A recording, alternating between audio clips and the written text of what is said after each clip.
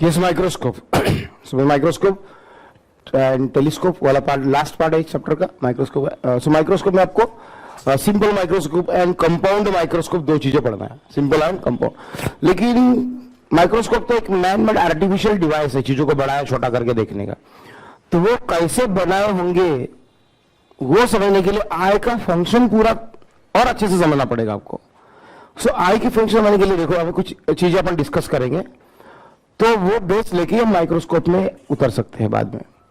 जैसे कि देखो अगर एक ऑब्जेक्ट है, देखो यहाँ पर एक ऑब्जेक्ट है. अब ये ऑब्जेक्ट अगर आप यहां से देख रहे हो, यहां से, तो ये ऑब्जेक्ट इतना दिख रहा है मुझे, इतना. अब एक कोई ऑब्जेक्ट है जो फॉर एग्जाम्पल मैं इसको यहां पे रखता हूं, यहां पे एक ऑब्जेक्ट में यहां पे रखता, तो दूर अगर कोई ऑब्जेक्ट है वो आपको दिख रहा है, मतलब बड़ा दिख रहा है, बड़ा ऑब्जेक्ट है तो मतलब दूर है तो बड़ा दिख रहा है.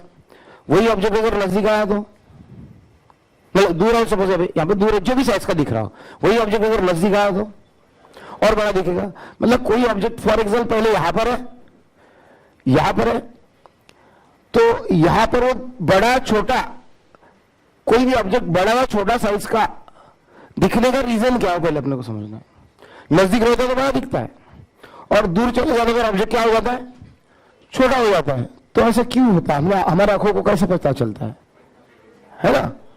जैसे कि फॉर एग्जांपल अगर मैं ये पेन यहाँ पे इतने में रखता हूँ तो मुझे इतना साइज का दिखेगा, और यही पेन अगर एकदम उधर पीछे लेके जाएंगे वहां पे देखूंगा तो मुझे छोटा सा दिखेगा.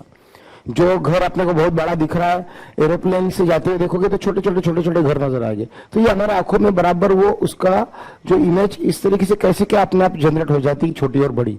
तो उसका सिंपल सा एक फंडा जो है, जैसे कि अगर ये हमारी आंखें सपोज ये, और कोई अगर एक ऑब्जेक्ट यहाँ पे आप रख रहे हो, तो जब ये ऑब्जेक्ट यहां पे रखते हो तो इसके रेज ऐसे आपकी आंखों में आते हैं. वही ऑब्जेक्ट आप जब नजदीक रखते हो तो रेज ऐसे आपकी आंखों में आते हैं. मतलब ये एंगल को देखो आप थोड़ा सा, और वही ऑब्जेक्ट अगर आप यहां पे रखोगे तो आपकी आंखों में रेज उसके ऐसे आएंगे. ये एंगल बड़ा, ये एंगल छोटा, ये एंगल उससे भी, यानी अपने आईज में आने वाले रेज का ना एंगल बन जाता है, और उस एंगल को ब्रेन जो है डिटेक्ट करता है. ब्रेन इंटेलिजेंट चीज है, तो उस एंगल के ऊपर से बराबर उसका इमेज बना लेता है, छोटा या बड़ा. किसके ऊपर से, एंगल के ऊपर से. अगर हमें ये सेंस हमारे ब्रेन में भगवान ने नहीं दिया होता तो सारी चीजें हमें सेम साइज की नजर आती थी. यहाँ पे अगर कोई घर है वो भी उतना बड़ा दिखता है, यहाँ से 1 किलोमीटर दूर वाले भी घर बड़े बड़े दिखते थे. कितने भी दूर नजर डालो सारी चीजें सेम बड़ी बड़ी, कितना अजीब सा हो सकता था. यानी यहाँ पर जो कोई चीज है वो भी उतनी बड़ी दिख रही है, और यहाँ से बहुत दूर तक के भी लोग उतने बड़े साइज की दिख रहे हैं. सो बहुत मुश्किल होता था, पता ही नहीं चलता था उससे हमें कि कौन नजदीक खड़ा और कौन दूर खड़ा. अपने को वो पता ही नहीं चलता था डिस्टेंस का, सारे सेम साइज के दिखने पर. तो यहां पर भी ऐसे कुछ हो रहा है, देखो भी क्या हो रहा है पे. सो यहां पर मैं एक ऑब्जेक्ट ले रहा हूं, तो ये तो जा ही रहा है यहां पर रेज इसका, ये रेज भी यहां पे छोड़ दो, इतना एंगल बन रहा है, इतना. अब मैं ये ऑब्जेक्ट को थोड़ा सा दूर लेके जाता हूं, दूर, ये तो छोटा दिखेगा. वो क्यों छोटा दिखता है दूर ले जाने पर, यही ऑब्जेक्ट क्योंकि ये छोटा दिखने लगता है दूर लेके जाने पर, क्योंकि उसका एंगल छोटा हो जाता है, क्योंकि उसका एंगल छोटा हो जाता है. ये θ1 है, ये θ2 है. सो मतलब एपेरेंट साइज जो हमारे लिए, देखो दूर ले जाने से ऑब्जेक्ट सचमुच में छोटा होता है क्या, उसकी रियल साइज थोड़ी ना छोटी होती है. मतलब हमें जो छोटा बड़ा दिखता है वो उसकी क्या है, वो उसकी इमेज है. और वो भी कौन सी इमेज, एपेरेंट, हमें लगने वाली, अपियर होने वाली. एक्चुअली वो जितना चीज उतना ही बड़ा रहेगा, वो थोड़ी ना छोटा बड़ा होगा. सो हमारे लिए उसकी एपेरेंट साइज छोटी बड़ी हो जाती है. सो जो एपेरेंट साइज जो है किसी भी ऑब्जेक्ट की, एपेरेंट साइज डिपेंड करती है कि थीटा कितना बना रहा है, वो कौन सा ऑब्जेक्ट कितने दूरी पर है, और फिर हमारे आंखों तक उसके रेज आते तक, हमारे आंखों तक उसके रेज आते तक कितना थीटा बना रहा है हमारे आंखों में. That theta is nothing but a measure of size, apparent size of the image. So apparent size of image, किसी भी इमेज की apparent size है क्या, तो उस ऑब्जेक्ट से आने वाले रेज मेरे आंखों में आने तक बनने वाला एंगल. बहुत दिमाग में टस के भरना ये वाली चीज है, क्योंकि ये थीटा है क्या होता है, तो साइज ऑफ द इमेज होती है करके, क्योंकि यही चीज अपने को टेलीस्कोप माइक्रोस्कोप को पढ़ते वक्त बार बार यूज होने वाली है. सो थीटा एक सिंबल, बहुत इंपॉर्टेंट सिंबल होने वाला है हमारे लिए. सो बोलो थीटा है क्या, apparent size of the image. Theta है क्या, apparent size of the image. So अगर ऑब्जेक्ट नजदीक है थीटा बड़ा बनेगा, इसलिए मुझे बड़ा ऑब्जेक्ट इमेज बड़ी दिखेगी. अगर ऑब्जेक्ट को दूर ले जाऊंगा तो एंगल छोटा बनेगा, एंगल छोटा बनेगा इसलिए मुझे वो इमेज छोटी नजर आएगी. ठीक है. अब देखो फॉर एग्जाम्पल ये एक ऑब्जेक्ट है और ये एक दूसरा ऑब्जेक्ट है. ये एक ऑब्जेक्ट है और एक दूसरा ऑब्जेक्ट है. दो अलग अलग है. इसमें मैंने क्या किया था, इसी ऑब्जेक्ट को मैंने यहां से यहां तक मूव किया था. ये दूर मूव किया था. दूर मूव करने से क्या दिखने लगा था, छोटा. लेकिन ये दो ऑब्जेक्ट है, दो अलग अलग, object number 1 and object number 2, object 1 and object 2. और मैं यहां से देख रहा हूं, यहां से देख रहा हूं, तो मुझे कौन सा ऑब्जेक्ट बड़ा दिखेगा, कौन सा ऑब्जेक्ट बड़ा दिखेगा, सेम दिखेगा.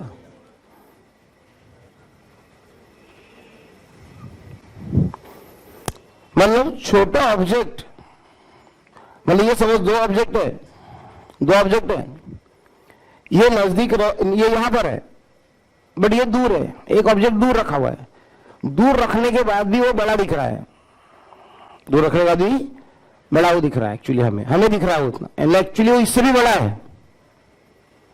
एक्चुअल में ऑब्जेक्ट इससे भी बड़ा होगा, दूर रखने के बाद वो इतना हो गया हमारे लिए. बट हमें क्या करना है, सिर्फ उनके वो एंगल मेजर करना है. अगर मैं यहां से यहां तक ज्वाइन करूं, यहां से यहां तक ज्वाइन करूं, मुझे क्या नजर आ रहा है कि इसका भी एंगल मेरे आंखों में उतना ही बन रहा है, इसका भी एंगल मेरे आंखों में उतना ही बन रहा है. मतलब ये दोनों ऑब्जेक्ट की साइज, ये साइज हमें कैसे नजर आएगी, सेम साइज नजर आएगी. ऐसा कुछ अगर होता है कि दो ऑब्जेक्ट से हमारे आंखों तक आने वाला एंगल अगर सेम रहता है, तो भले वो छोटे बड़े क्या रहे पाता है साइज में, मतलब वो छोटे बड़े कुछ भी रहे, ये छोटा होके भी उतना ही दिखेगा, ये बड़ा होके भी उतना ही दिखेगा. मुझे समझ रहे? हाँ.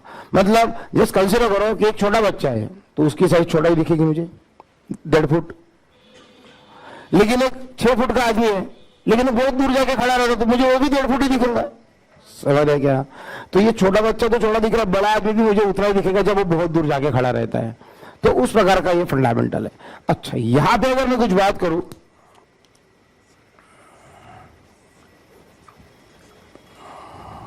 ये 10 मीटर दूरी पर है, ये 10 मीटर दूरी पर है.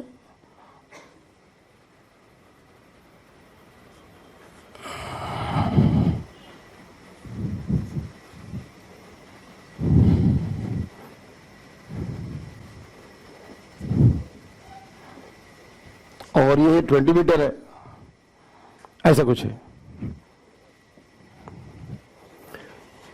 मैं यहां पे हूं, 20 मीटर दूरी पर ऐसा 4 मीटर की इमेज फॉर्म हो रही है, 10 मीटर दूरी पर 2 मीटर की इमेज फॉर्म हो रही है. तो मुझे कौन सा ऑब्जेक्ट, या ऐसा करते हैं यहां पर, इसको मैं कुछ 10 ले लेता हूं. तो बोलो मुझे 20 मीटर दूरी पर की कोई इमेज मुझे 10 मीटर की नजर आ रही है, और 10 मीटर दूरी पर की कोई इमेज मुझे 2 मीटर की नजर आ रही है. तो मुझे कौन सी ऑब्जेक्ट बड़ा दिख रहा होगा और कौन सा ऑब्जेक्ट छोटा दिख रहा होगा. तो सिंपली ये थीटा का काउंट करो, सब हो जाएगा. यहां पे tan थीटा आएगा तुम्हारा 2/10, मतलब थीटा ही ले लो ना tan थीटा को, मतलब कितना आया 1/5 यानी कितना. और यहां पे मेरा tan थीटा कितना आएगा 10/20, मतलब मेरा थीटा कितना है 1/2, मतलब मेरा थीटा कितना है 0.5. कौन सा एंगल ज्यादा है, दिस एंगल इज ग्रेटर. सो मुझे ये वाला ऑब्जेक्ट बड़ा दिखेगा. सो ऐसा नहीं पता चलता आपको 2 मीटर का दिख रहा है तो ये 10 मीटर का दिख रहा है, इससे पता नहीं चलेगा. ये इसके ऊपर मत जाओ, इसके ऊपर मत जाओ. ये 2 मीटर है तो जरूरी नहीं कि ये छोड़ा है. कभी कभी ऐसा भी होगा कि 2 मीटर होने के बाद भी मुझे वो बड़ा दिखेगा, क्योंकि थीटा पे डिपेंड कर रहा है. क्या निकालना है पहले, जो थीटा ज्यादा है वो इमेज यहाँ पे बड़ी दिख रही है, ऐसा उसका मतलब है. ठीक है ना. मतलब वो ऑब्जेक्ट बड़े साइज का होगा. मतलब ये तो इमेजेस है, ये तो क्या दिखने वाली इमेजेस है. इमेज से पता मत लगाओ इसमें से कौन सा ऑब्जेक्ट बड़ा होगा, इमेज से पता मत लगाओ कि इसमें से कौन सा ऑब्जेक्ट बड़ा होगा. इससे पता लगाओ कि थीटा उसका क्या आ रहा है. ठीक है ना. तो जो थीटा ज्यादा दिख रहा है, मुझे ज्यादा थीटा दिख रहा है, ज्यादा थीटा का मतलब क्या होता है कि इमेज साइज क्या हो चुकी है, बड़ी हो चुकी है. अब देखो ये सारे केसेस में से आप सिर्फ क्या करो, सिर्फ इतना एटलीस्ट नोट करो, इतना ये नोट करो.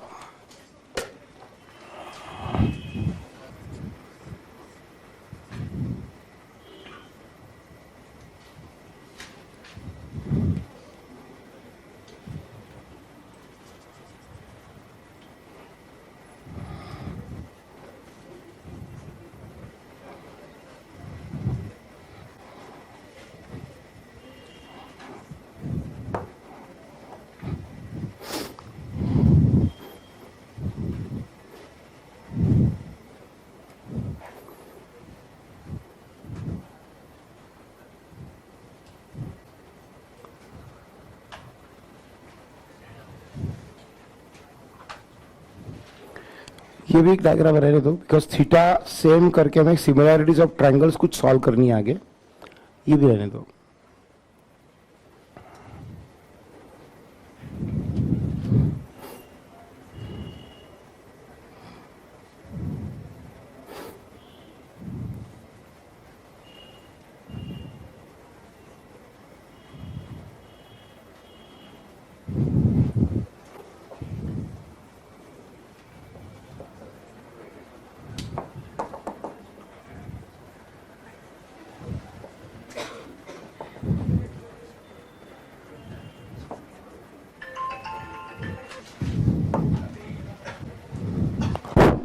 हो गया इतना? चलो देखो भाई,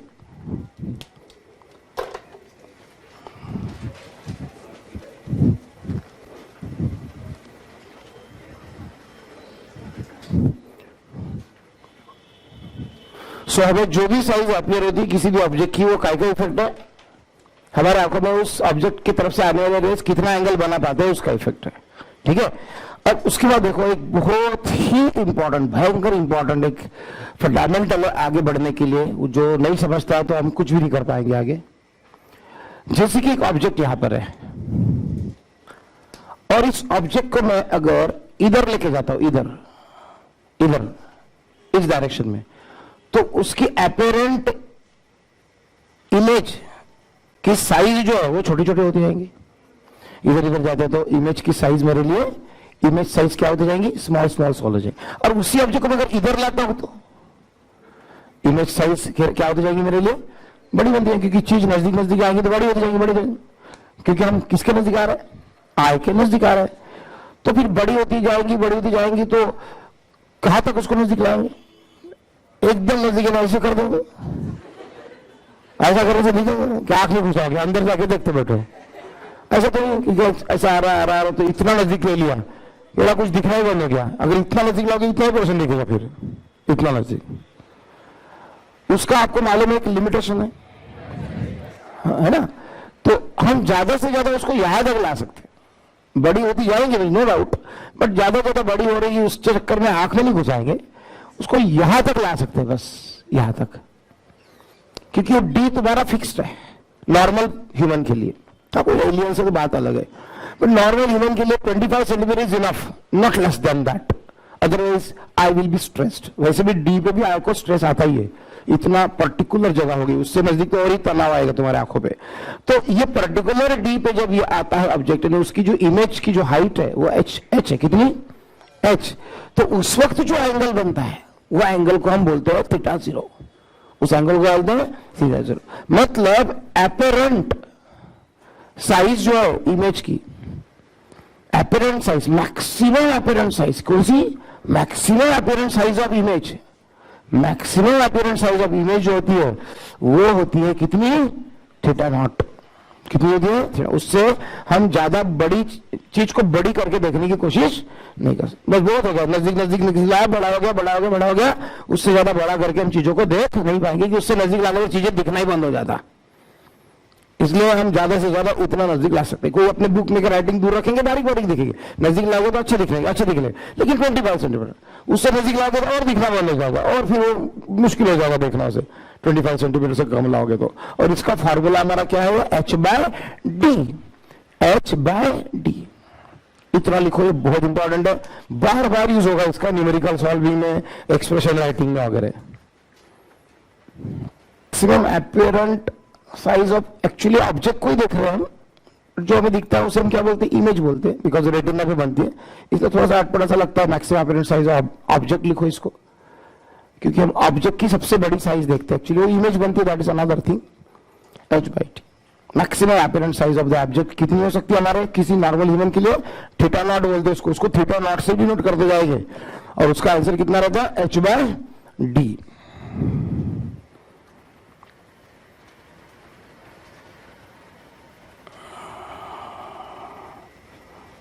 और ये d क्या है? तो least distance for clear image, least distance for clear image, और least distance for clear vision बोलो, उससे ज्यादा नजदीक जाएंगे, लीस्ट लीस्ट, इससे ज्यादा नजदीक नहीं जा सकते। बस एक रूल अच्छे से याद रखना है, सबसे ज्यादा फ्रीक्वेंटली यूज होगा तो इसका होगा कि डी से कम दूरी पर हम कोई चीजों को नहीं ला सकते। और एक दूसरा रूल आपको याद रहना चाहिए कि लिस्ट वाले डिस्टेंस पर जब हम किसी चीज को लाते हैं डी इज 25 पे, तो हमारे आंखों पे कॉन्ट्रैक्शन होता है सिलेरी मसल्स का, कि जितने नजदीकी चीज देखने में तो आंख हमारी स्ट्रेस रहती, और जब हम दूर देखते इनफाइनाइट दूर तो हमारी आंख रिलैक्स रहती। वो एक रूल याद रखना है, क्योंकि माइक्रोस्कोप बनाना भी है तो ऐसे ही बनाना पड़ेगा ना कि हमारे आंखें खराब ना हो, तो ये दो रूल ध्यान में रख के बनानी पड़ेगी। तो ऐसे कोई माइक्रोस्कोप बना के क्या फायदा कि जल्दी तुम्हारी आंखों में स्ट्रेस आएगा, तो आंखें नहीं रहेंगे तो माइक्रोस्कोप का क्या करोगे। तो अब आगे अब इन माइक्रोस्कोप पढ़ना शुरू कर सकते इतने नॉलेज के बेसिस पर। सो माइक्रोस्कोप के लिए अब लिखो सिंपल माइक्रोस्कोप।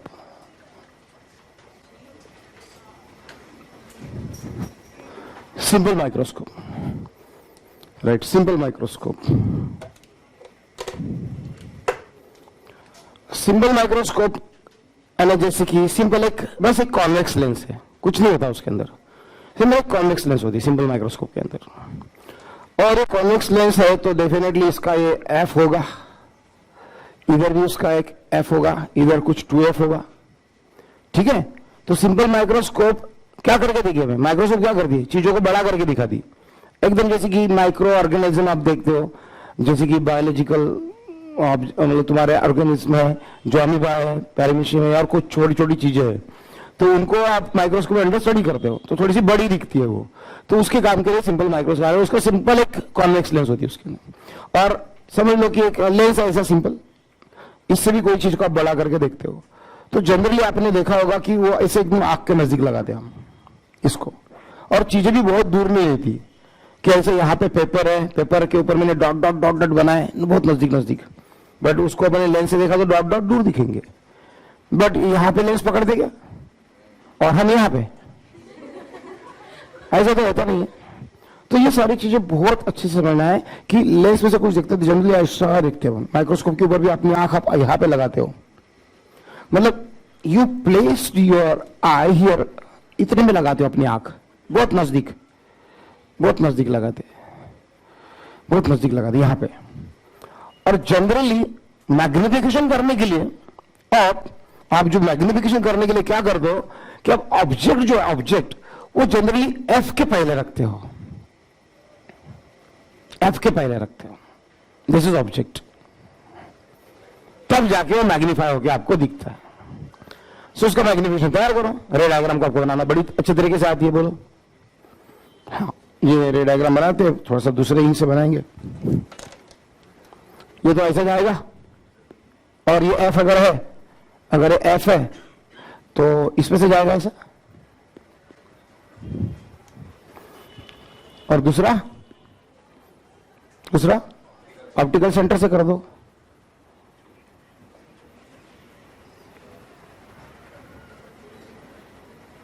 ऐसा हो जाएगा,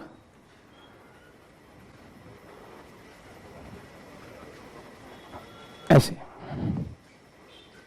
लेकिन कोई चांसेस नहीं मिलने के उधर, है ना, सो उधर मिलने के कोई चांस नहीं है, तो पैरेलली हो जाएगा तो कैसा होगा रे, इसको ऐसा लेके आते हैं,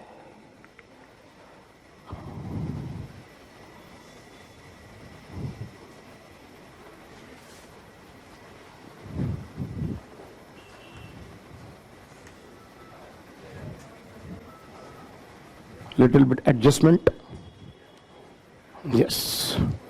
तो इस तरीके से इमेज बनेगी, तो ये बन गई तुम्हारी इमेज, ये था तुम्हारा ऑब्जेक्ट, ये तुम्हारा ऑब्जेक्ट था इच साइज का, लेकिन इमेज बन गई तुम्हारी एच डैश। इस तरीके से तुम्हारे माइक्रोस्कोप के थ्रू आप चीजों को बड़ी करके देखते हो।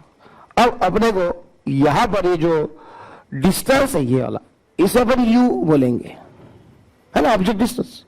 तो ये क्या है, इमेज डिस्टेंस में इसको अपन वी बोलेंगे, इसकी फोकल लेंथ समझो एफ है। अब हमें ये देखना है कि ऑब्जेक्ट का मैग्निफिकेशन कितना हुआ, क्या हुआ, मैग्निफिकेशन कितना हुआ। तो इसका मैग्निफिकेशन अगर हमें पढ़ना है मैग्निफिकेशन, तो सबसे पहले तो आपको इस ऑब्जेक्ट के लिए देखो, यहां पर अगर मैं एक एंगल थीटा बना लेता हूं, क्या बना लेता हूं, एंगल थीटा। तो इस एंगल थीटा का जो आंसर है, एपरेंट साइज थीटा है क्या, जो हमारे आंखों में जो रेज आती है उसका एंगल बनता हुआ एंगल यानी कि अपीरेंट साइज ऑफ इमेज या apparent size of object, object की हमें दिखने वाली अपीरेंट साइज। तो जो अपीरेंट साइज थीटा का फॉर्मूला अगर मैं लिख सकता हूं तो इसका formula H dash upon V लिख सकता हूं, बराबर है क्या? देखो ये ट्रायंगल दिख रहा है क्या, एच डैश अपॉन वी लिख सकता हूं, एच डैश अपॉन वी लिख सकता हूं। क्या मैं थीटा का formula sorry H dash upon V के बदले क्या एच अपॉन यू भी लिख सकता हूं? Similarities of two triangles, this upon this हो या फिर दिस अपॉन दिस हो, एक ही बात है, क्योंकि ये रे इसी के ऊपर से गई है। मतलब ये दो ट्रायंगल है, ये ट्रायंगल जो दिख रहा है आपको, ये ट्रायंगल बराबर देखो आप, ये बड़ा ट्रायंगल और ये छोटा ट्रायंगल का सिमिलैरिटीज हम ले सकते हैं। So H dash upon V भी लिख सकते हैं और एच अपॉन यू भी लिख सकते हैं। इस तरीके से एपेरेंट, ये एपेरेंट साइज मैं ऑब्जेक्ट की इस फॉर्म में लिख सकता हूं।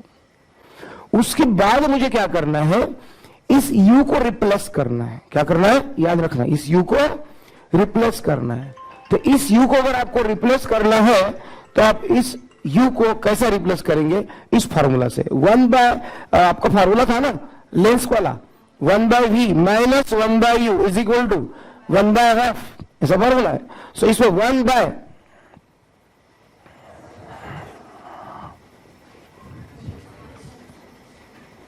कॉन्वेक्स लेंस ऐसा आएगा।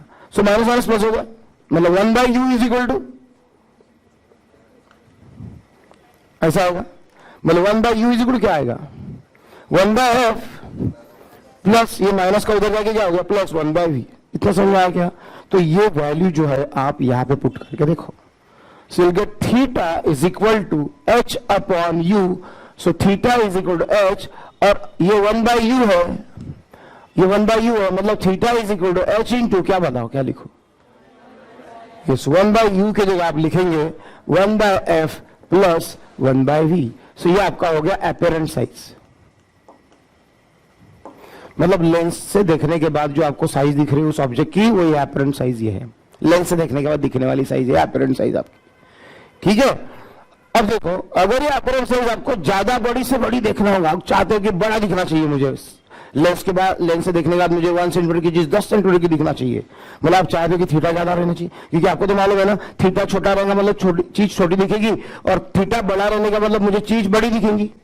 थीटा ही आपका अपीयरेंस साइज डिटरमाइन करता है। सो मैं अगर चाहता हूं कि मुझे ऑब्जेक्ट बड़ा से बड़ा होके दिखे लेंस में से देखने के बाद, तो मैं इसमें से क्या चेंज कर सकता हूं? नहीं, फोकल लेंथ तो लेंस की जो है वो है, मतलब है आपके पास एक ही माइक्रोस्कोप है, उसी से आपको चीज को बड़ी करके देखना है, उसी से उसी चीज को आप थोड़ी छोटी देखना है।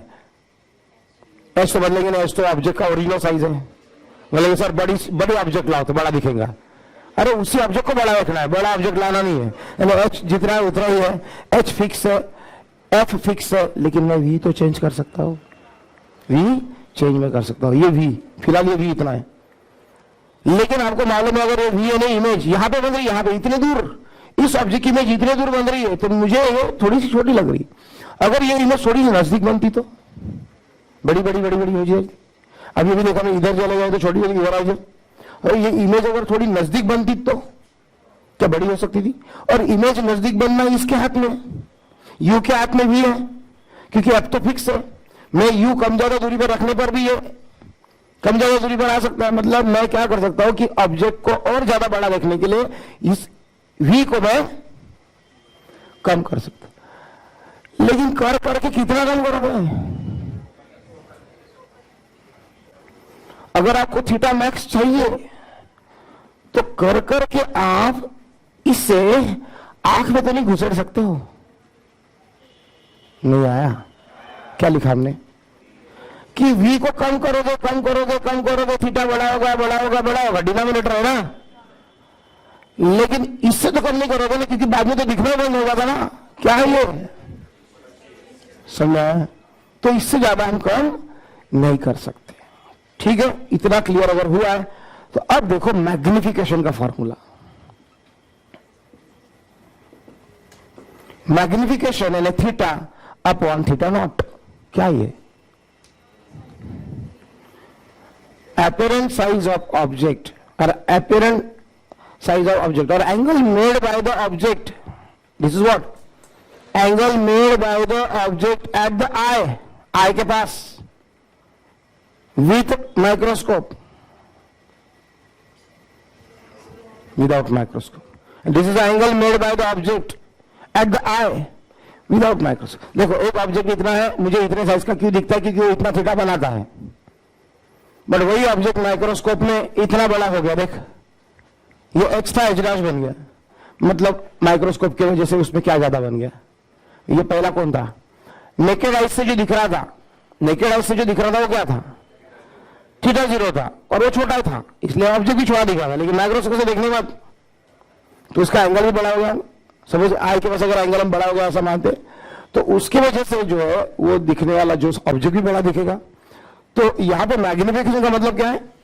मैग्निफिकेशन का मतलब क्या है? Theta upon theta not. मतलब मैग्निफिकेशन का फार्मूला है, ये परमानेंटली लर्न करो। मैग्निफिकेशन का फार्मूला ये परमानेंटली लर्न करना है। क्या है मैग्निफिकेशन का formula?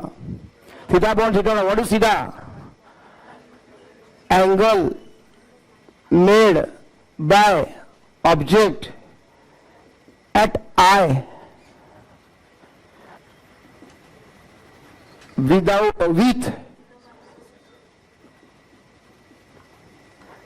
with microscope and upon angle made by object at I without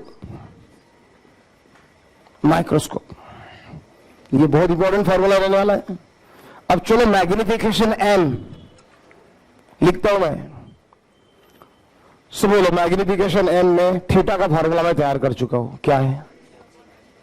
h into 1/f plus 1/d। ठीक है, और उसके बाद यहां पे h अपॉन डी। ये मालूम है क्या? h अपॉन डी पहले लिख कर दिया है, मैक्सिमम अपरेंट साइज वाला विथ नेकेड आई। वो आपने पता नहीं क्या लिखा उसे, क्या लिखा उसमें बताओ? Maximum apparent size of object when seen by naked eyes लिखो, when seen by naked eye. Theta 0 का फार्मूला जो लिखा आपने h/d वाला, h/d वाला फार्मूला जो थीटा 0 का, उसे बाय नेकेड आईज ऐसा लिखो।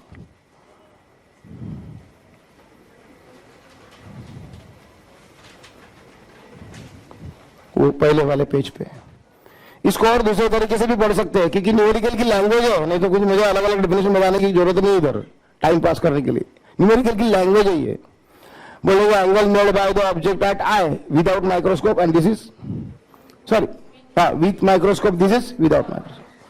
इसको ऐसा भी बोल सकते हैं apparent size of the object with naked eyes, sorry this is what apparent size of the object with microscope and apparent size of the object with naked eyes or without microscope. So apparent size of object with microscope and this is without microscope. वो भी बोल सकते हैं, लिखने की वैसे जरूरत नहीं है, या फिर मैं इसके ऊपर लिख देता हूं यहां पर apparent size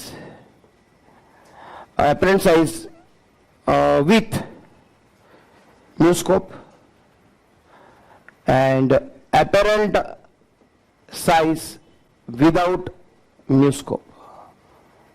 ये भी एक फॉर्मूला हो सकता है तुम्हारा मैग्निफिकेशन का। ठीक है, चलो अभी पूरा कंप्लीट कर लेते हैं, बाद में लिखो नहीं समझ में नहीं आया कुछ। एच काट दो, एच काटने पर क्या मिलेगा? m is equal to D जाएगा ऊपर, 1/f प्लस 1/d आएगा। So m is equal to D cancel करोगे तो 1 प्लस मुझे लगता है d/f आएगा। अगर डी ब्रैकेट के अंदर d/f प्लस 1 आएगा, 1 plus d/f। So magnification is equal to 1 plus dp।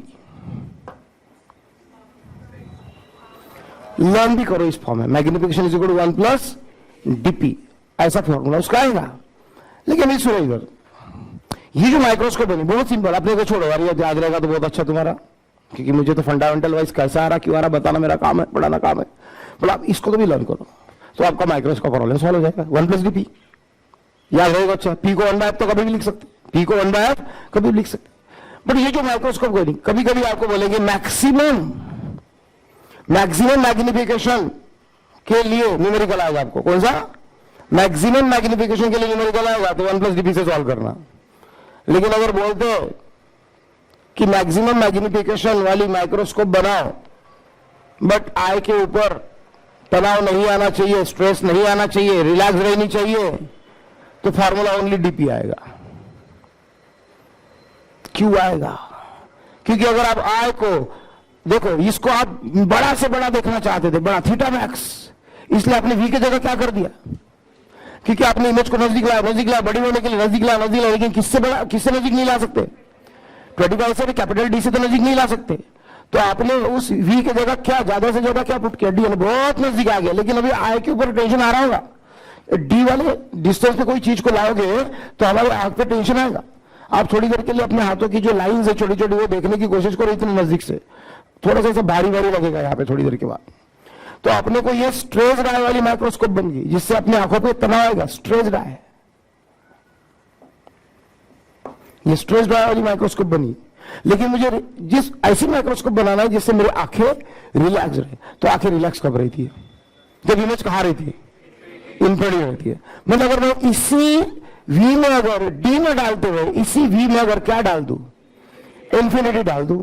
मतलब डी की जगह अगर मैं इंफिनिटी डाल दूं, डी की जगह अगर मैं इंफिनिटी डाल दूं, या यहां पर इस क्वेश्चन फार्मूला में डी की जगह अगर मैं इंफिनिटी डालूं, तो पहले तो बताओ ये फार्मूला मेरा जो है, ये थीटा का फार्मूला जो मेरा, ये थीटा का फार्मूला मेरा क्या बन जाएगा? फॉर रिलैक्स्ड आई जो है, ये थीटा का फार्मूला जो मेरा अपीयरेंस साइज का फार्मूला बनेगा h इंटू 1/f प्लस 1/इंफिनिटी। इस v की जगह मैंने अगर इंफिनिटी लिया, मतलब theta is equal to h into 1/f, मतलब theta is equal to h/f आया। थीटा इज इक्वल टू क्या आया? 1/इंफिनिटी 0 हो गया। और फिर मैं मैग्निफिकेशन निकालता हूं तो थीटा अपॉन थीटा 0 करता हूं, तो h/f अपॉन h/d। ये लर्नर ने आपको परमानेंट भी, ये क्या है? नेकेड आइज वाला वो थीटा नॉट, थीटा नॉट कितना रहता है? h/d वाला। तो अब अगर मैं इससे सॉल्व करता हूं, बता h कैंसिल हो जाएगा और क्या आएगा? d ऊपर जाएगा और f नीचे रहेगा, मतलब m is equal to dp आएगा। d अपॉन f है क्या?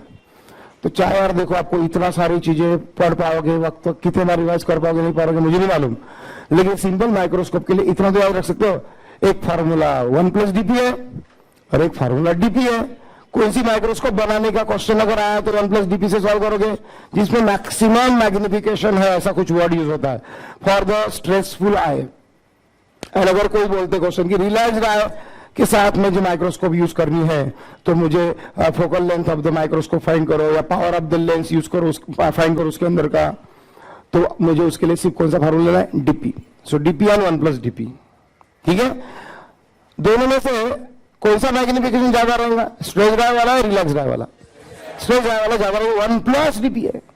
रिलैक्स ड्राइव वाले में ओनली डीपी है, ज्यादा फर्क नहीं है। लेकिन आंख तो बचेगी, मतलब कि एकदम ज्यादा मैग्निफिकेशन के चक्कर में, यानी कितने 1 प्लस डीपी के चक्कर में अगर मैं ज्यादा मैग्निफिकेशन पाऊंगा लेकिन मेरे आंखें जल्दी खराब हो जाएगी, इसी माइक्रोस्कोप हमेशा यूज करता हूं, इससे थोड़ा सा मेरा मैग्निफिकेशन डाउन हो रहा है, 1 हट गया ना, थोड़ा मैग्निफिकेशन लेस है, लेकिन कोई प्रॉब्लम नहीं, कोई प्रॉब्लम नहीं। बट मेरे आंखों पे मतलब स्ट्रेस नहीं आएगा, रिलैक्स्ड आई के साथ मैं इसे देखूंगा।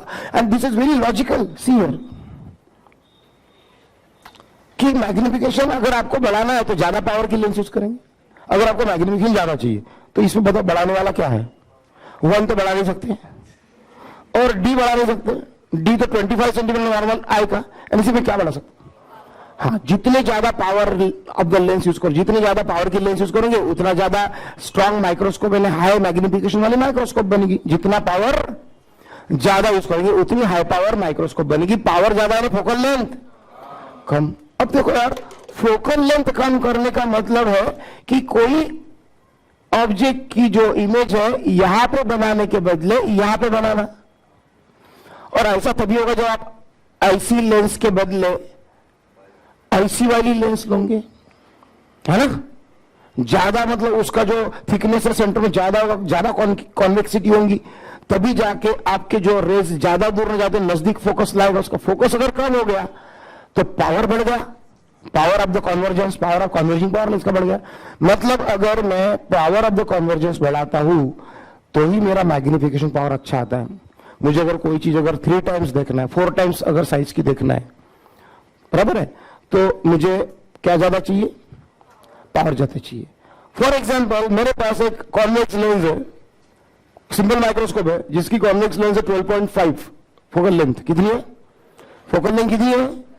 तो मुझे फटाक से एग्जांपल आप सॉल्व करके दिखाएंगे कि मैग्निफिकेशन कितना मिलेगा आपको। मेरे पास माइक्रोस्कोप है जिसकी फोकल लेंथ 12.5 है। सो मुझे 1 सेंटीमीटर वाली छोटी चीज कितनी सेंटीमीटर की दिखेंगी? हाँ 3 सेंटीमीटर दिखेंगे। एकदम सिंपल न्यूमेरिकल होता है, क्योंकि 1 प्लस डीबी, पी यानी 1/2 यानी डी बाय एफ, समझा रखे।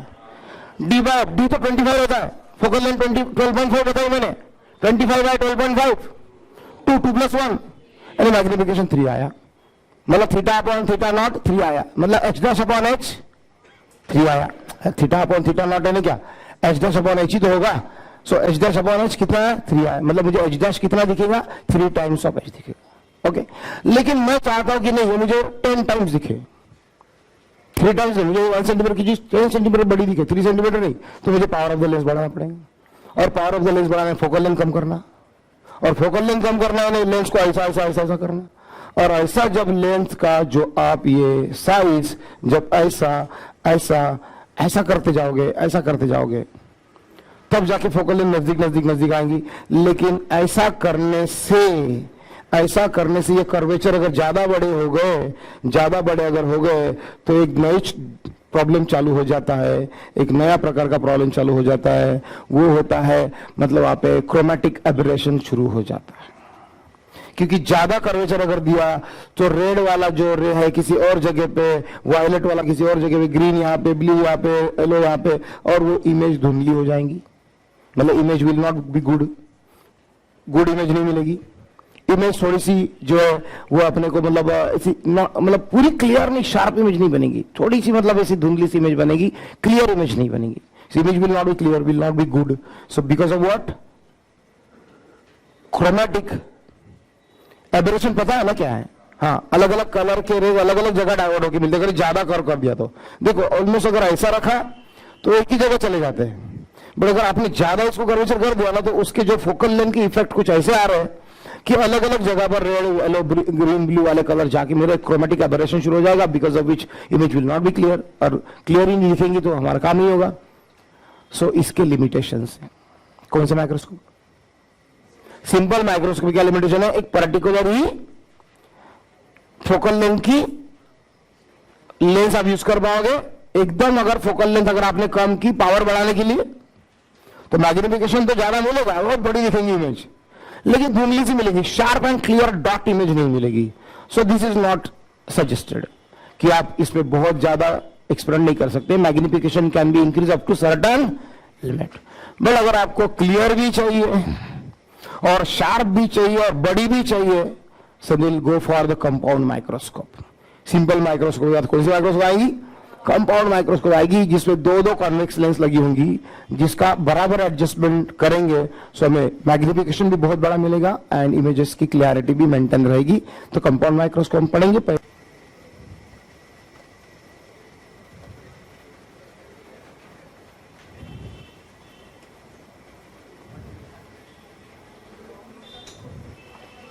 हो गया?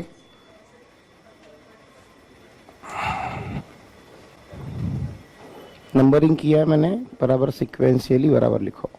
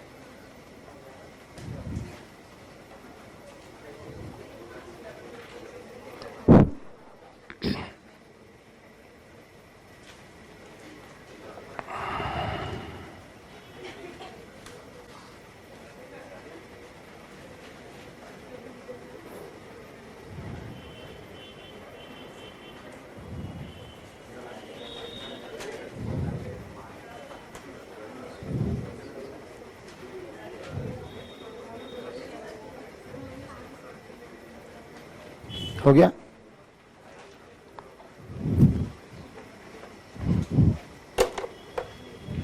मैग्निफिकेशन का फॉर्मूला है 1 + dp for m to be very higher, that power of the lens must be higher, and for that focal length should be very smaller. But अगर focal length small करनी है तो आपको लेंस कुछ ऐसी लेनी पड़ेगी, और अगर ऐसी लेंस अगर लेते हैं, इसका फोकल लेंथ ज्यादा है, इसका फोकल लेंथ कम है, बट ऐसी लेंस लेने पर क्या प्रॉब्लम शुरू हो जाती है?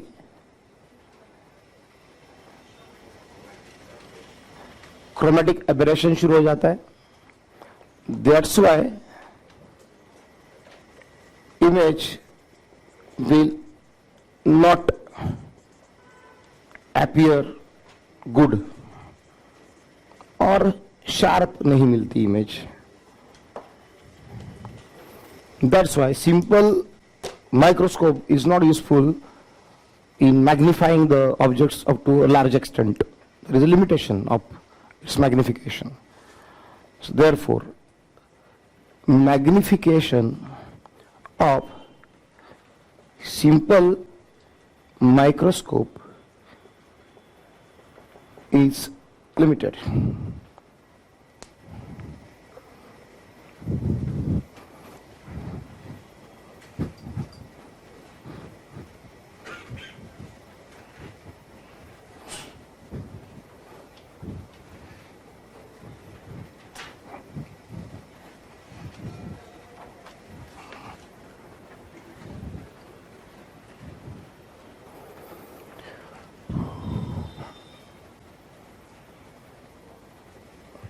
So simple माइक्रोस्कोप दो फॉर्मूला फटाफट बता दो. 1 + dp एंड dp बराबर है 1 + dp कब स्ट्रेस्ड है एंड dp याद रखने के लिए आसान है, इसलिए अदरवाइज बाद में dp p के जगह 1/f वगैरह होगा, याद रखना मुश्किल हो जाता है, इतने सारे फार्मूले बन जाते हैं. तो 1 + d/f और दूसरा कौन सा d/f मैग्निफिकेशन का formula 1 + dp 1 + dp and only dp, दो याद रखो.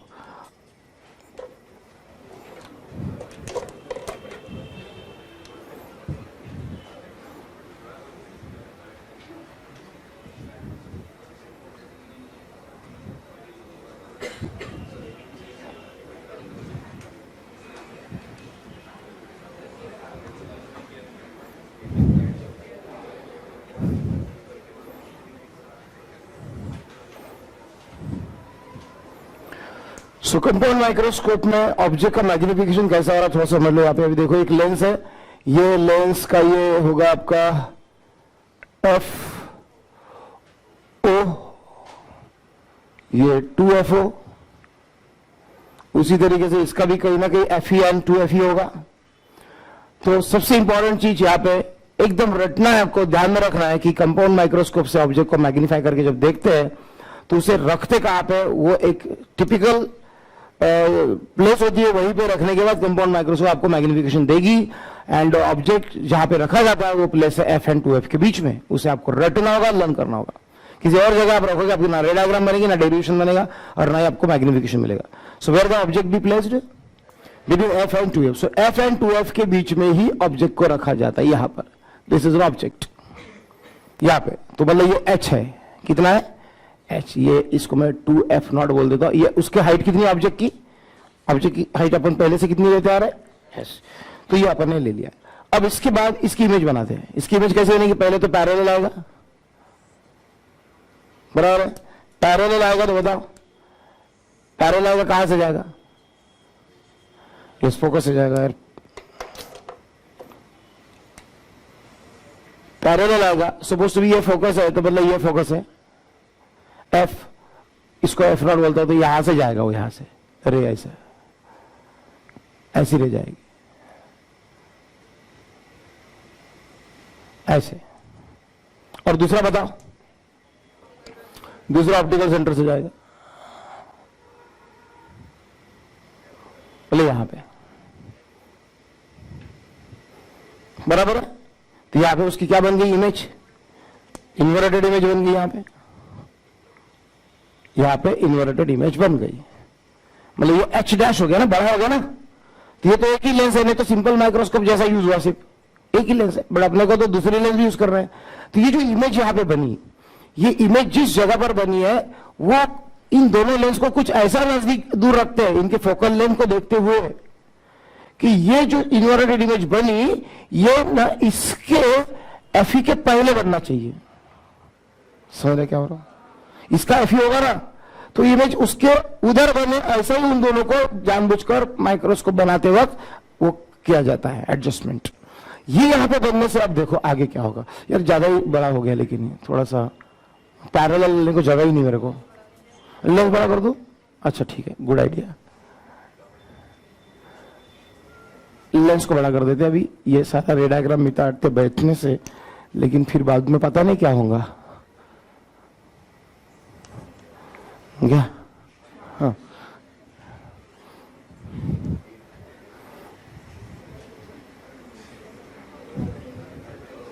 ठीक है, चलो इसकी इमेज बनाओ। ये आएगा पैरेलल, ये पैरेलल जाके अगर वो एफ ई है तो ये एफ ई यहां पे कहीं आएगा, सही है ना? और दूसरा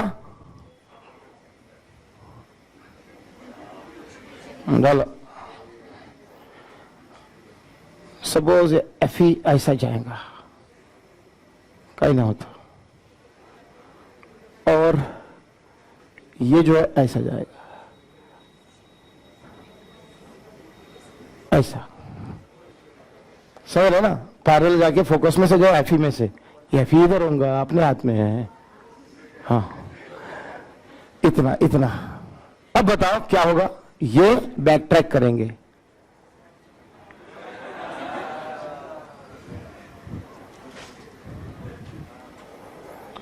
इसको भी बैक ट्रैक करेंगे, इसको बैक ट्रैक करेंगे। एक्चुअली थोड़ा सा ये बहुत ज्यादा इधर दूर बनता है, बट अभी वो डायग्रामेटिकली थोड़ा सा ज्यादा ये डिस्टेंसेस वगैरह हो गए, थोड़ा सा ठीक कर लेता उसको, कुछ नहीं होता, थोड़ा सा ठीक कर लें।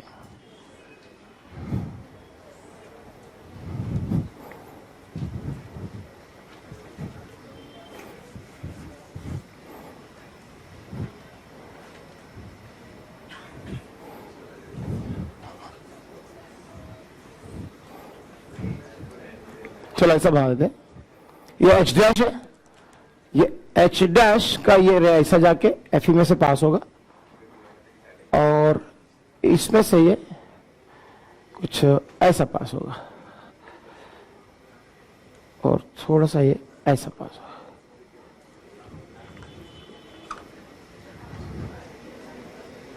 ऐसा ऐसा होने से इसको आप बैक ट्रैक करते हैं, और इसको भी हम बैक ट्रैक करेंगे। सो कहीं तो भी जाकर भी इधर एक इमेज बनेगी, इसको हम एच डबल डैश बोलेंगे। एच डबल, थोड़ा सा रेस में एडजस्टमेंट किया है क्योंकि डायग्राम बहुत मैंने कुछ स्केल वेल लेके बनाई नहीं, ऐसे हाथों से बना रहा हूं तो। सो रे डायग्राम बोले तो बहुत शार्प फाइन बनानी चाहिए। एनीवेज, इस प्रकार की अपना ये अपने को यहाँ पर एच डबल डैश मिला। एच डबल डैश मिला मतलब ये ट्रायंगल अगर आप कंसिडर करोगे, ये वाला, ये ट्रायंगल अगर आप कंसिडर करोगे, ये ट्रायंगल, तो मतलब यहां पे मैं लिखूंगा आपको थीटा। सो मेरा अपेरेंट साइज जो होगा theta is equal to H double dash upon V E होगा। This tan theta, theta is equal to H double dash upon V E. What is V E? This is a image, but कौन से वाले lens से? Eyepiece वाले, that's why called as V E. उसको इसलिए मैंने क्या बोला? वीई बोला उसको। अब ये जो tan theta is equal to theta is equal to H double dash upon VE आया, क्या इसी को मैं एच डैश अपॉन यूई लिख सकता हूं? कहां से दिख रहा है? ये यहां से, क्योंकि इसी से गया ना, मतलब ये भी ट्रायंगल सिमिलर ट्रायंगल है, ये सिमिलरिटीज ऑफ टू ट्रायंगल, ये ट्रायंगल और ये triangle. So theta is equal to, as well I can write h dash upon ue। ये ue है कि नहीं है? बराबर है, क्योंकि इससे जो इमेज बनी थी उसके लिए क्या बनी? इस पहले वाले लेंस से जो इमेज बनी वो h dash वाली इमेज, इसके लिए क्या बनी? मतलब ये यूई है object distance for this lens, इसको मैं यूई बोल सकता हूं। अब इससे नई वाली जो इमेज बनी वो उसको मैं वी बोल सकता हूँ उस डिस्टेंस को, क्योंकि वो फाइनल इमेज है मेरी। ये कौन सी इमेज है? ये मेरे फाइनल इमेज है, this is called final image. अब देखो ये फार्मूले मैंने लिखे। अब आपको डेरिवेशन अगर याद रखना हो तो बस याद रखना है एच डैश और यूई दोनों को रिप्लेस करना है। एच डैश और यूई दोनों को रिप्लेस करना है। उसमें से एच डैश को रिप्लेस करने के लिए ना यहां पे एक एंगल ले लेना, यहां पे एक एंगल ले लेना। यहां पे एंगल लेने पर यहां पे देखो ये ट्रायंगल ले लेना, ये अपोजिट एंगल सही नहीं होगा। सो बोलो tan alpha is equal to, मैं क्या लिखूंगा, this H upon F naught, मतलब एफ ऑब्जेक्ट वाला फोकल लेंथ। सो क्या लिखो बोलो, that is H upon F naught, alpha is equal H upon F naught. और इधर से क्या लिखो, alpha is equal to H dash बराबर एच डैश अपॉन क्या लिखेंगे बोलो, ये फोकस और ये फोकस दोनों के बीच में के लेंथ को ही, बीच में के लेंथ को ही तो मैंने लेंथ ऑफ द फोकल वो माइक्रोस्कोप बोला था। तो इसको डायरेक्टली मैं क्या लिख दूं, एल। ये समझा के बताओ, इधर के ट्रायंगल से एच अपॉन एफ नॉट लिखा और इधर के ट्रायंगल से एच डैश अपॉन दो फोकस के बीच में की लेंथ को लेंथ ऑफ द माइक्रोस्कोप बोला, अलग से डायग्राम निकल के दी है, उसको एल बोला था, याद है। तो ये दोनों भी अल्फा है तो दोनों को कंपेयर करो, तो दोनों को कंपेयर करोगे एच डैश मिल गया कितना, मैंने बोला था ना किसको रिप्लेस करना है, ये जो पहले से बना एच डैश उसको रिप्लेस करो, दो ट्रायंगल ले, दो ट्रायंगल में एच डैश तैयार किया और यूई तैयार करना था आपको, आता है, that is 1/f is equal to, या फिर कौन सा फॉर्मूला लेंस का, 1/v minus 1/u is equal to 1/f। तो इसमें 1/v ये सब ई के लिए लिखना, ई मतलब आईपीएस के लिए, तो आईपीएस के लिए लिखना है तो यहां पे क्या आएगा,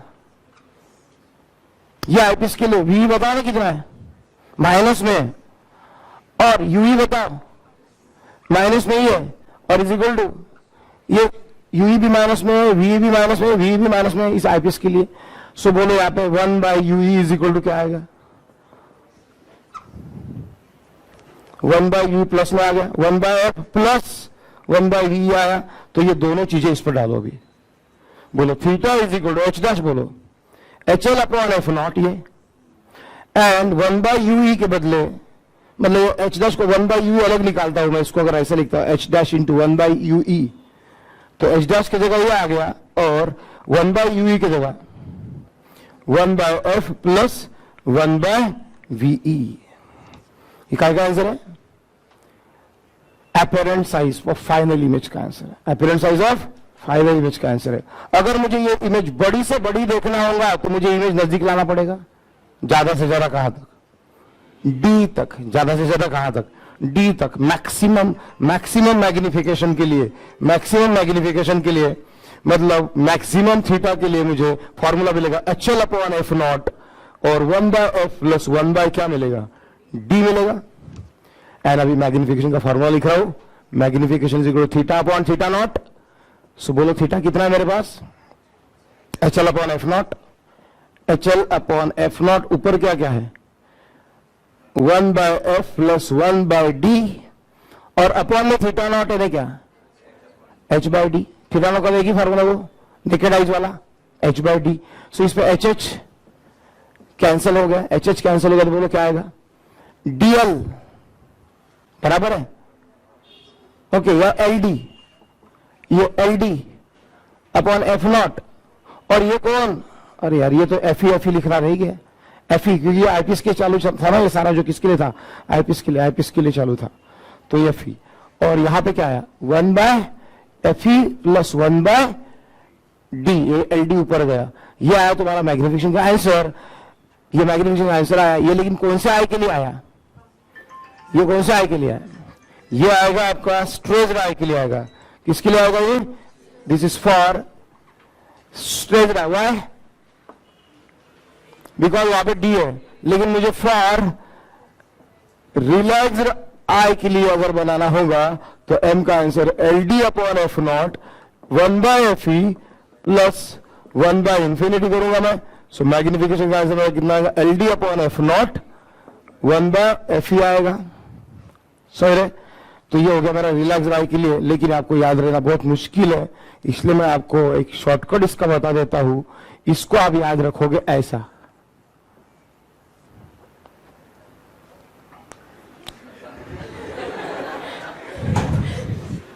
सोचने दो थोड़ा सा। अगर मैं डी अंदर ले जाता हूं तो एम इज इक्वल टू क्या आएगा, बोलो। क्योंकि अपने को देखो, आप मुझे मालूम है डेरिवेशन वगैरह कुछ करने वाले नहीं है, इसलिए बना के दे रहा हूं, ध्यान में रखना ही है।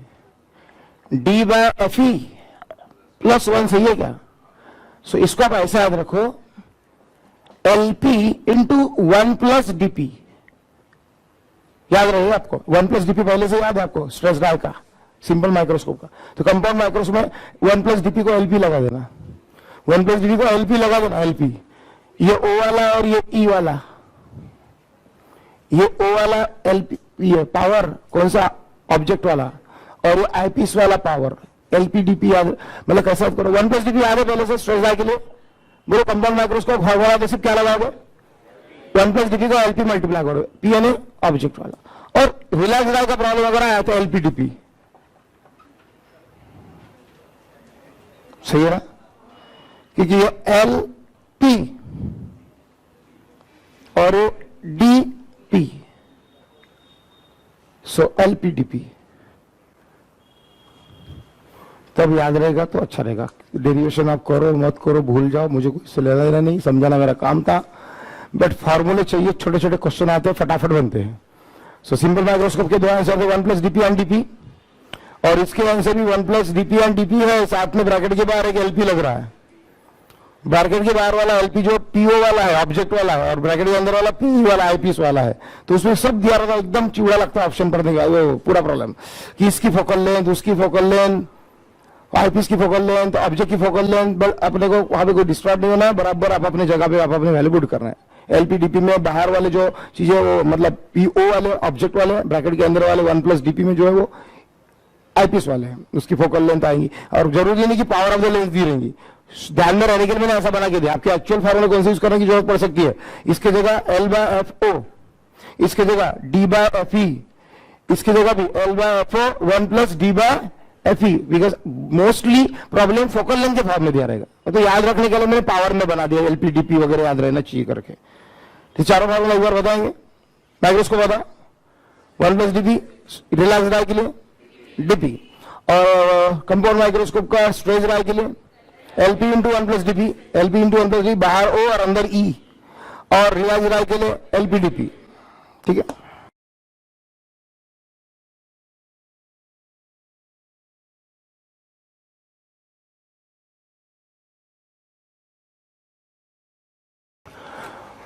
और देखो टेलीस्कोप पढ़ेंगे, टेलीस्कोप। तो टेलीस्कोप में तो डेफिनेटली हम दूर की चीजें देखने वाले हैं, दूर की चीजें देखने वाले टेलीस्कोप में। सो इसमें दो प्रकार का टेलीस्कोप अपने को फिलहाल तो पढ़ना है, एक तीसरा टाइप भी मैं बाद में बताऊंगा। पहले तो हमें पढ़ना है इसमें ये वाला,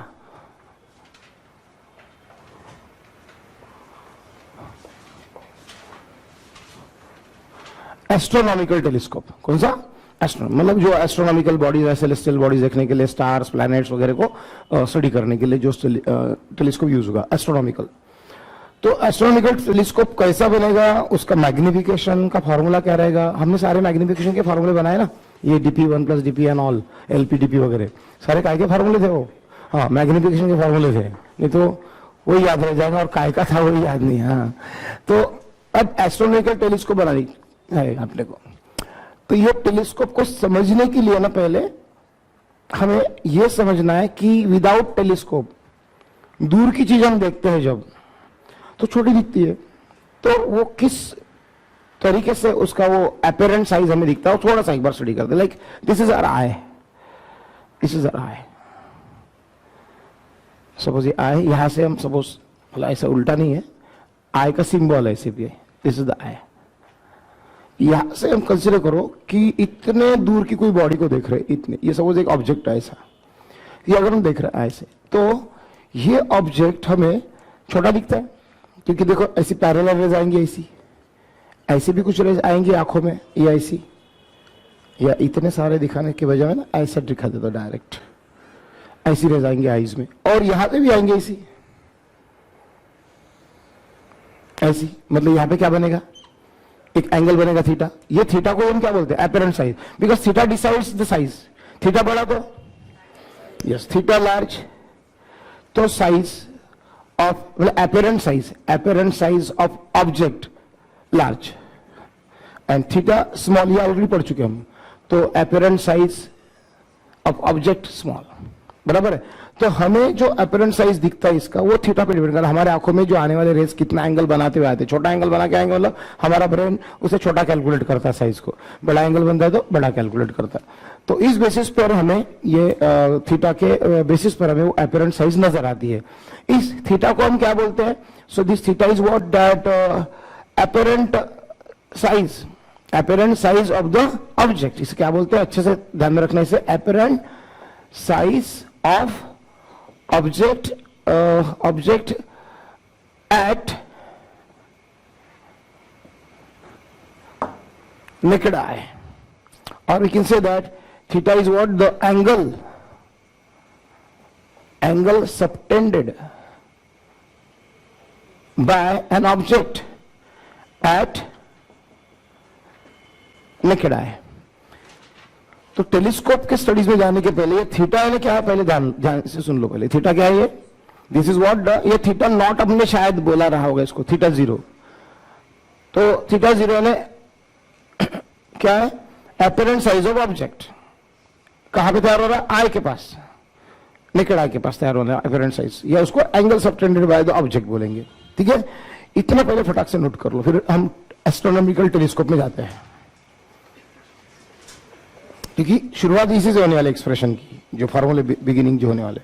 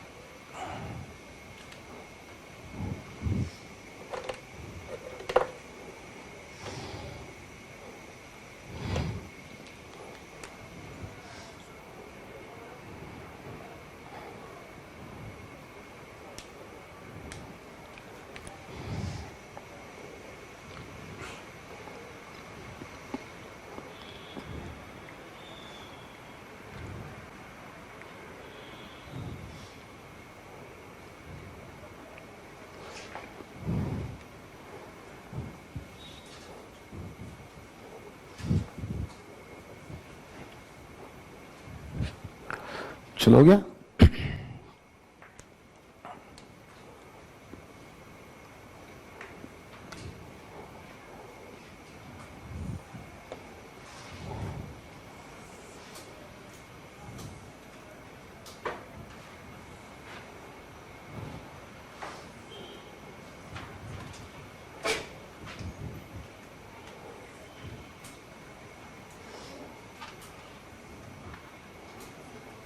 देखो अभी ये एस्ट्रोनॉमिकल टेलीस्कोप का किस तरीके से फंक्शनिंग होता है। देखो ये सपोज एक एस्ट्रोनॉमिकल टेलीस्कोप है, again we are looking at this side, तो यहां से हम देख रहे हैं, तो मतलब ये तुम्हारा क्या हो गया, आई पीस हो गया, और ये ऑब्जेक्ट पीस हो गया, ये ऑब्जेक्ट पीस हो गया।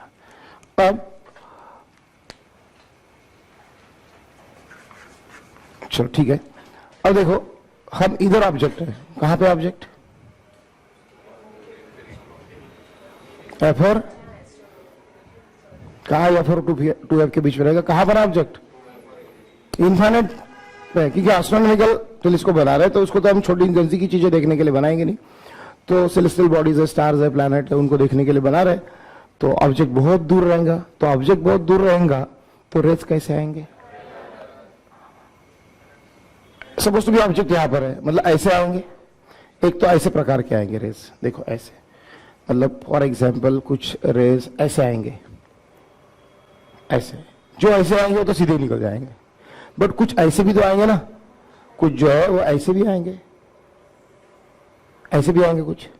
जब ऐसे रेज आएंगे ना, तो आपको तो मालूम है कि ये ऐसा आगे बढ़ेगा और ऐसा आगे बढ़ेगा और ये रिफ्लेक्ट हो जाएगा।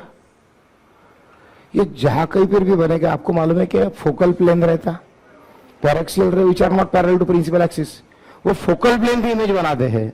मतलब इमेज अपनी यहां पे बनी, यहां पे ये बनी, यहां पे इमेज, तो ये इस प्रकार की इमेज बन रही है यहां पे। ये हमारा एफ होगा, एफ मतलब इसको मैं एफ ओ बोल दूं, मतलब इसको मैं एफ ओ बोलूं। मेरे नेकेड आइज पे जैसे रे आते थे,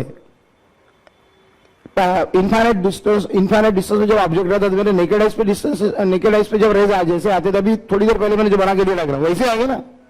मतलब ये जो एंगल, इसको तो मैं थीटा जीरो अभी भी बोल सकता हूं, क्योंकि थीटा जीरो ने क्या बोला था मैंने, that angle subtended bye the object by naked eyes. तो नेकेड आइज जैसे अभी लेंस में जाने का है ना, बाहर लेंस में जाएंगे तो इमेज बनेंगी, तो वो नेकेड आइज वाला पार्ट नहीं है, this is the image form by lens.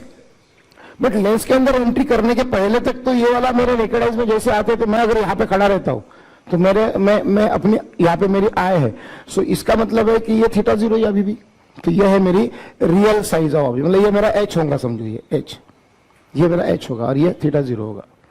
अब लेंस में जाके फोकल प्लेन पे बनी इमेज, बिकॉज पैरेक्सियल रेज होने के फोकल प्लेन पे इमेज बनी, और अब ये जो इमेज है फोकल प्लेन पे बनी, उसका जो है ये इमेज इसके लिए ऑब्जेक्ट बनेगी, तो नेक्स्ट वाले के लिए ऑब्जेक्ट बनेगी। सपोज ये नेक्स्ट मैं यहां पे रखता हूं फॉर एग्जांपल, ये यहां पे सपोज, अब इसके लिए थोड़ा सा मैं फोकल प्लेन ज्यादा दूर न लेके जाते हुए, यार फिर से एडजस्टमेंट वाला ही पार्ट आ गया, सो ऐसा कर देता हूं, यहां पे ले लेता हूं, यहां पे, चलो ऐसा आ गया। इतना क्लियर है क्या बताओ? चलो आगे बढ़ते हैं। अब आगे बताओ क्या करूं? अब आगे आपको मालूम है कि जो नेक्स्ट लेंस रही थी, जो फाइनल इमेज बनाने वाली थी, उसके लिए ये कहां पे होना चाहिए? अगर आपको मैग्नीफाइड इमेज बनानी तो वर्चुअल वाली, तो ये कहां पे होना चाहिए?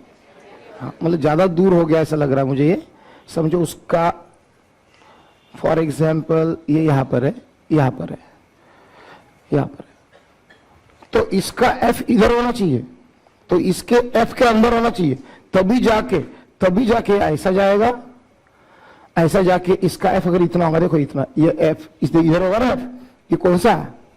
एफ ही वाला पॉइंट, ये इधर होगा, तो ये ऐसा कुछ जाएगा। और दूसरा मिट नहीं होना चाहिए, अपने हाथ में है ना, क्या है उसमें, कैसे भी घुमाओ ऐसा। अब इसको अपन बैक ट्रैक करेंगे, है ना, ये कुछ इमेज यहां पे बनी,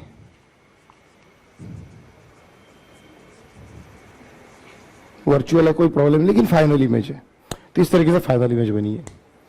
समझ में आई इतना?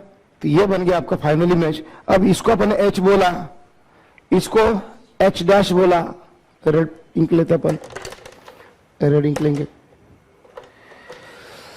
इसको अपन एच बोला, इसको अपन एच डैश बोलेंगे, इसको एच डबल डैश बोलेंगे। अब ये जो इमेज बनी, उसकी साइज कितनी है? साइज कैसे बताते हैं? थीटा से। कहा इसका थीटा? ये यहां पे, ये थीटा यहां पर है, तो इसको अपन ना थीटा बोलते हैं, थीटा फाइनल वाले को थीटा बोलते हैं, और वो नेकेड आइज वाले का जो पहला रहता है ओरिजिनल वाला, उसको थीटा नॉट बोलते हैं। तो अपने को इसका मैग्निफिकेशन फाइंड करना है, तो magnification is equal to theta upon theta naught हमें सॉल्व करना है, इतना तो ध्यान में है। सो पहले अपन ने क्या करते हैं, थीटा निकाल लेते हैं। सो थीटा अगर मुझे निकालना है तो थीटा इज इक्वल टू, देखो एच डबल डैश, समझा गया? ये इमेज डिस्टेंस वी रहेगा, H double dash upon V, लेकिन हमें H dash upon U E भी चलेगा, सिमिलैरिटीज ऑफ ट्रायंगल्स एच, और हमेशा अपने को एच डैश ही चाहिए, एच डबल डैश को भी नहीं लिया अपन ने, क्योंकि डेरिवेशन सवाल ही नहीं होता एच डबल डैश में जाते हैं, तो हमें H dash upon U E भी चलेगा, H double dash is equal to upon V E, H double dash upon V E, देखो H double dash upon V E और एच डैश अपॉन यू एक ही बात है, because similarity of two triangles है। So मैं इसको लिखूंगा H dash upon U E. अब मुझे एच डैश और यू ई दोनों को भी रिप्लेस करना पड़ेगा, याद है, और दोनों को रिप्लेस करने के लिए अभी अपने को, और बाद में अपने को थीटा जीरो भी चाहिए, तो थीटा जीरो यहां से मिलेगा मुझे, थीटा जीरो, ये थीटा जीरो, इस थीटा जीरो को मैं ना ये थीटा जीरो मान सकता हूं, देखो अपोजिट ही है, अपोजिट ही है, तो ये ट्रायंगल मुझे मिल गया। पहले ये ट्रायंगल मिला, बहुत ही आसान इसका एक्सप्रेशन, ये ट्रायंगल और ये ट्रायंगल दोनों को, ये ट्रायंगल से थीटा बताओ क्या लिखा, एच डैश अपॉन यू ही लिखा, ये ट्रायंगल से theta zero is equal to H dash upon F हो, तो theta not is equal to H dash upon F आएगा। So magnification is equal to theta upon theta not जब मैं करूंगा तो H dash upon U E upon H dash upon F आएगा। So magnification is equal to H dash cancel, F upon F you ई आएगा, F upon U ई आया theta, और मेरा last task क्या होता है, यू ई को रिप्लेस करना, कौन से फार्मूला से, लेंस फार्मूला से, लेंस फार्मूला से, इधर करता हूं साइड में, इधर साइड में लिखता हूं, बोलो formula 1 by v minus 1 by u is equal to 1 by f, 1 by v की जगह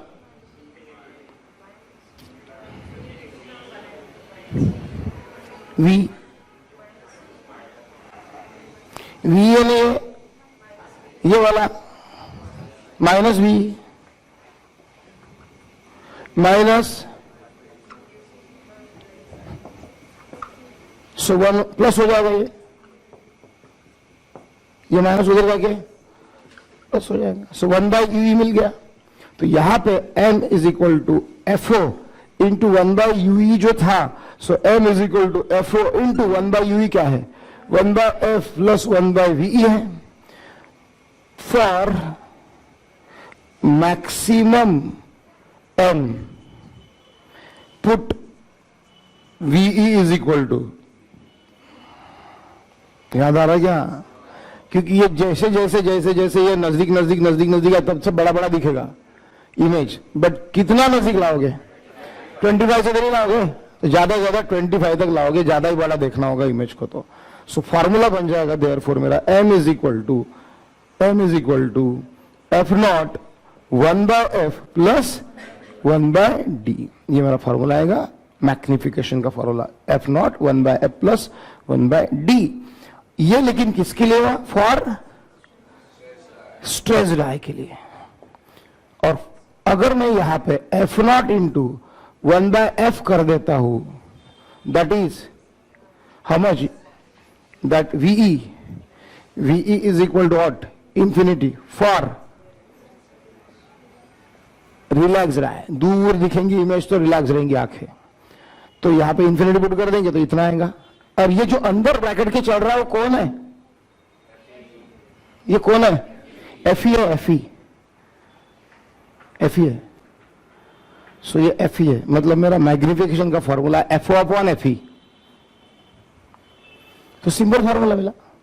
ये रिलैक्स रहा वाला F O upon F E, नहीं तो फिर ये वाला कैसे याद रखना, अब देखो तुम, M is equal to F O upon F E bracket में 1 बाय एफ ई पर 1 बाय डी भी है साथ में, बट मोस्टली टेलीस्कोप कौन से बेसिस पर बनाते हैं, ये या ये वाली, बिकॉज रिलैक्स रहा है, बिकॉज टेलीस्कोप को चलो भले ही इससे ज्यादा मैग्निफिकेशन मिल रहा है, इससे मैग्निफिकेशन ज्यादा मिल रहा है थोड़ा सा, क्योंकि कुछ तो भी ऐड भी हो रहा है ना उसमें, ये ऐड होने वाला पार्ट खत्म हो गया, मतलब मैग्निफिकेशन थोड़ा कम हुआ, भले ही मैग्निफिकेशन थोड़ा कम चलेगा, बट दिस इज प्रीफर्ड। फिर आंखें भी अच्छी रहनी चाहिए, क्या करते हैं अदरवाइज, आंखें खराब होगी तो टेलीस्कोप का क्या करेंगे। सो ये वाला ज्यादा प्रीफर्ड है रिलैक्स राय के लिए, तो इतना लिखो भी बराबर आप।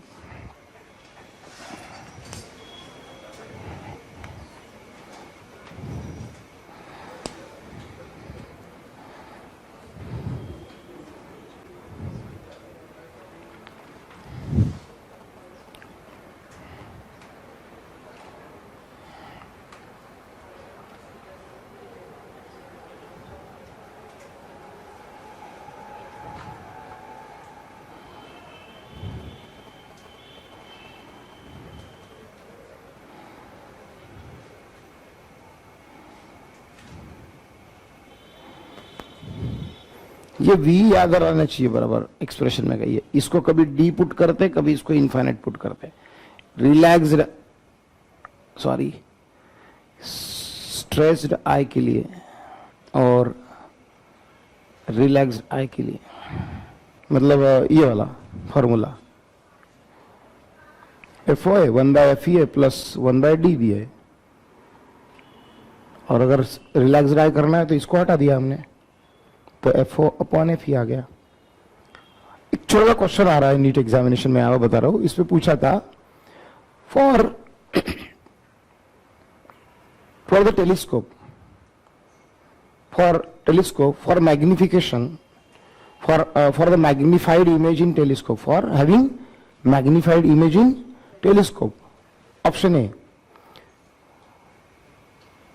A था focal length of object piece is greater than focal length of eyepiece, or focal length of object piece is less than focal length of eyepiece, or they must be equal or something else। तो बताओ क्या रहना चाहिए? Naturally m चाहिए ना, m 1 से ज्यादा चाहिए, so for the m to be greater than 1, FO must be greater than FE। But ये आंसर इतना छोटा सा कौन देगा जिसको मालूम है कि फार्मूला क्या आता है टेलीस्कोप के मैग्निफिकेशन, FO/FE आता है। नहीं तो फिर वो क्वेश्चन का आंसर भी इतना आसान नहीं कि आईपीस का ऑब्जेक्टिव लेंथ ज्यादा चाहिए या ऑब्जेक्ट पीस का ज्यादा चाहिए, आईपीस का चाहिए कि ऑब्जेक्ट पीस का। तो जिसको ये फॉर्मूला वाला, उसके लिए सवाल ही नहीं आता कि इसका आंसर बता सके। तो FO/FE के ऊपर से आप अंदाजा लगा सकते हैं, FO मस्ट बी ग्रेटर। अब इसमें एक प्रॉब्लम आ रही है, अगर आपको हो गया होगा तो क्या प्रॉब्लम आ रही है इसमें? अगेन इन्वर्टेड इमेज बन रही है यार, इन्वर्टेड इमेज बन रही फिर से, image is inverted, image is inverted, तो फिर से उल्टा उल्टा दिखेगा सब। तो इसका कैसा कर देंगे? कोई फर्क नहीं पड़ा। क्या सारे ऐसे है ना, सारे ऐसे राउंड वाले सन है, स्टार भी अपने को, मून है जो ऐसे ही दिखने, अर्थ भी दिखने है किसी दूसरे प्लेनेट से। तो राउंड है, राउंड ऐसा हो चाहे वैसा हो, कोई फर्क नहीं पड़ेगा, क्योंकि ये सारे जो चीजें हम देख रहे हैं एस्ट्रोनॉमिकल सेलेस्टियल बॉडीज देख रहे हैं, जिनके हाथ पैर नहीं होते कि पैर चले गए उल्टा तो मून दिख नहीं रहा, ऐसा कुछ नहीं। सो नो मैटर, अब इसको सब ऐसे ही रहने दो।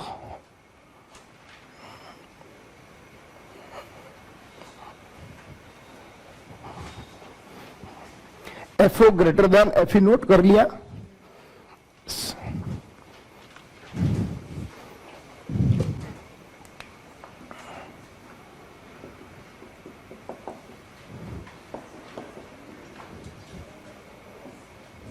Right this now, terrestrial telescope. Terrestrial मतलब अर्थ से जुड़ा हुआ, अर्थ से related, only earth to earth ही काम है। एस्ट्रोनॉमिकल बॉडीज देखने के लिए, यहां से अपन दूसरे प्लेनेट की चीजों को ऑब्जर्व करना चाहते थे, बट टेरेस्ट्रियल मतलब अपने टेरिटरी में देखना है। लाइक इसका यूज जैसे कि क्रिकेट मैच देखना था अपने को नागपुर में जाके, और टिकट फुल होगी, नहीं मिली, पूरा ग्राउंड खचाखच भर गया, अपने को टिकट नहीं मिली। लेकिन अपना आजू बाजू में थोड़ा स्टेडियम के आजू बाजू में घर है और बहुत बड़ी ऊंची बिल्डिंग है अपनी, ज्यादा फ्लोर्ड, या एक आधा कोई बाजू में शॉपिंग मॉल है बहुत हाइटेड, तो उसके ऊपर जाके भी अपन मैच देख सकते हैं अगर अपने पास ये हो, मतलब बाइनोकुलर्स सिंपली, जो ऐसे बहुत लोग लेके आते हैं, ग्राउंड पे भी लेके बैठते कुछ लोग, तो नजदीक दिखता करके अपन थोड़ा सा बाजू आजू के बिल्डिंग में होंगे तो वहां पे टेरेस पे बैठ के पूरी मैच फ्री में देख सकते हैं, अगर अपने पास बाइनोकुलर होगा, मतलब टेरेस्ट्रियल टेलीस्कोप होगा तो। अब टेरेस्ट्रियल टेलीस्कोप का मैग्निफिकेशन पावर, उसकी रे डायग्राम वगैरह अपने को पढ़ने की जरूरत नहीं है, यही यूज कर लो ना, क्या प्रॉब्लम है? अगर यहां से अगर अपन मून को देख सकते हैं, दूसरे प्लैनेट को इतने दूर देख सकते हैं, तो यहां से 1-8 किलोमीटर दूर वाले ग्राउंड को तो देख ही सकते हैं, थोड़ा सा उसको जूम करके बराबर, तो इसी का यूज कर लेंगे। या जनरली जो डिटेक्टिव लोग होते हैं, जासूस लोग होते हैं, वो इसका यूज करते हैं। एक बिल्डिंग है या दूर, इस पे दूसरे बिल्डिंग में परमिशन है इनको जासूस लोगों को खड़े रहने की, तो इधर ये सपोज टू भी यहाँ में कोई एक्टिविटी चल रही है, कोई चोरी का काम चल रहा है कुछ है, तो यहाँ से दूसरे बिल्डिंग से ऑब्जर्व करते दूर से।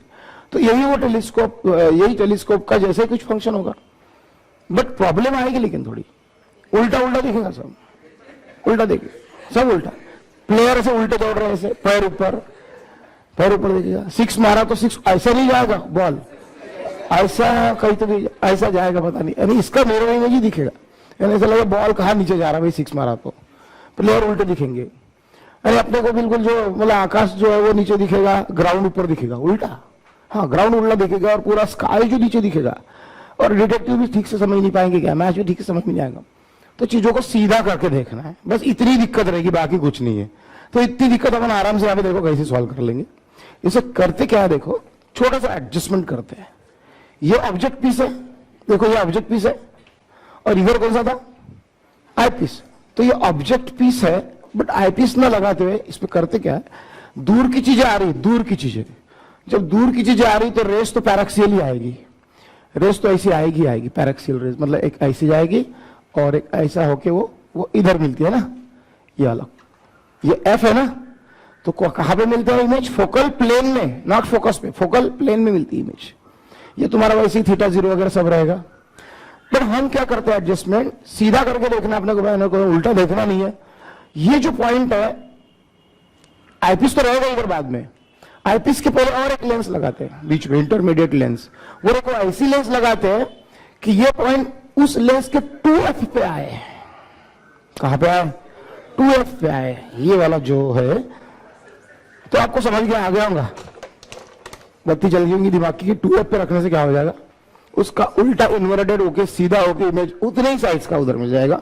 मतलब समझो कि ये 2f इसका यहां पर है, तो ये 2f पे रख देंगे, इसका 2f रेड कलर में दिखाऊंगा, तो इसके बराबर इतना इधर सेम साइज का ऑब्जेक्ट आपको इधर मिल जाएगा, सेम साइज का।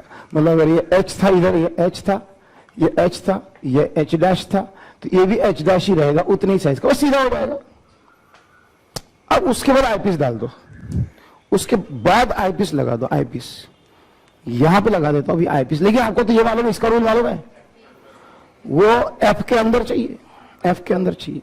सपोज अब एफ यहीं पे ले लेता हूं, उसका एफ यहां पर है, इसका एफ ही, तो ऐसा आएगा, इसका एफ यानी ऐसा जाएगा, और एक ये ऐसा जाएगा, तो खींचेंगे इसको पीछे,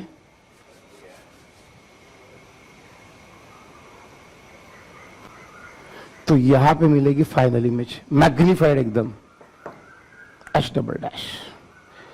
तो इसमें आप देख सकते हो कि यहां पे अपन ने लिया, इसका चाहिए तो रे डायग्राम कुछ ऐसी वगैरह आई होंगी।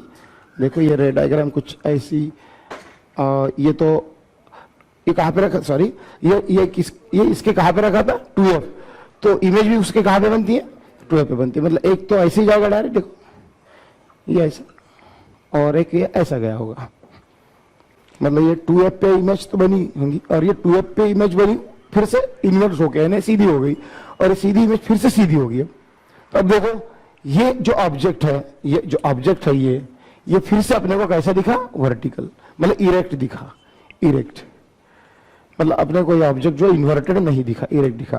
तो ऐसा कुछ आइडिया करते हैं अपने टेरेस्ट्रियल टेलीस्कोप में, एक बीच में इंटरमीडिएट लेंस लगाते हैं आईपीस के पहले, जो 2f फोकल लेंथ वाली हो, ये डिस्टेंस उसके लिए 2f बने, ये डिस्टेंस उसके लिए 2f बने, ऐसी वाली। तो ये 2f एक इंपॉर्टेंट पार्ट इसमें है। तो इस डायग्राम को सिर्फ निकाल दो, और फॉर्मूले वर्मूले सब एज इट इज वही यूज करने, क्योंकि ये तो 2f का 2f ही रह गया, यानी कोई फर्क नहीं पड़ा बीच में लेंस लगाने से, और इसका मैग्निफिकेशन जितना होना उतना ही होगा फिर से, यानी फॉर्मूले वही है। फॉर्मूले देखो ऐसे, FO upon, sorry FO in bracket 1/FE plus 1/D, और दूसरा FO upon FE। This is for stretched eye and this is for relaxed आई।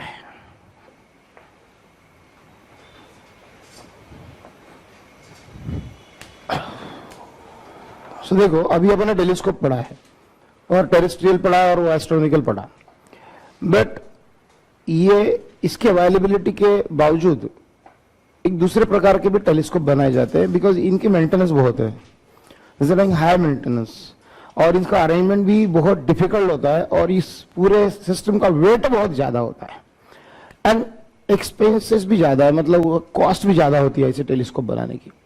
इसलिए थोड़ा सा दिमाग और लगाया लोगों ने, और रिफ्लेक्टिंग टेलीस्कोप बनाए, उसे रिफ्लेक्टिंग, तो कुछ खास उसमें नहीं, देख लो बहुत इजी होगा ये आपके लिए। Reflecting telescope. अब रिफ्लेक्टिंग का मतलब है, रिफ्लेक्टिंग का मतलब है कि डेफिनेटली इसमें मिरर होगा। अब मिरर यहां पे कहां पे लगे, देखो पहला मेरा ये जो टेलीस्कोप था कुछ ऐसा था, ऐसा, ये ऐसा, ऐसा, ये मेरा आई पीस था और ये ऑब्जेक्ट पीस था। तो इसमें मेरी इमेज कैसे बनती थी, टेलीस्कोप होने के कारण ये फोकल प्लेन में बनती थी, यहाँ पे फोकल प्लेन पे बन गई। फोकल प्लेन पे बनने के बाद ये फिर इसके एफ के उधर था, इसलिए ये ऐसा जाके ऐसा गया और फिर ये ऐसा गया, ये ऐसा गया और ये थोड़ा ऐसा ले लो, क्योंकि ये इसका एफ इधर चाहिए ना, और फिर इसको अपन इधर लाया है ना, इधर कॉन्वर्ज किया, फिर इमेज बन गई।